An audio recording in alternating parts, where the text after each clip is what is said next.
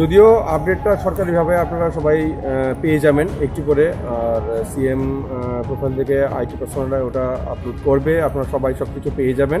তা সত্ত্বেও আমরা বলে রাখি যে আগরতলায় কিছু করোনা পজিটিভ পাওয়া গেছে অলরেডি, যেগুলো ট্রেনে এসছে, এগুলো স্যাম্পল টেস্ট হয়েছে এবং তাদেরকে পিক আপ করা এবং ওদেরকে হসপিটালে নিয়ে যাওয়া, যেখানে কোয়ারেন্টাইন সেন্টার বানা হয়েছে আমাদের, ওখানে নিয়ে যাওয়ার কাজটা আমরা করছি। আমাদের সঙ্গে সিএমও ওয়েস্ট এবং ওনাদের টিম রয়েছে, ওনাদের স্পেশাল ভেহিকেল রয়েছে, আমাদের সঙ্গে আরক্ষা দপ্তর রয়েছে। আমি ডিস্ট্রিক্ট অ্যাডমিনিস্ট্রেশন থেকে আমি ডিসিএম সদর রয়েছি।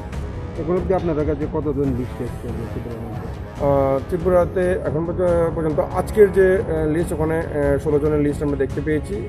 আগরতলাতে 3 জন, আমরা অলরেডি একজনকে পিক আপ করে নিয়েছি এবং অন্যদেরকে পিক আপ করতে চাচ্ছি।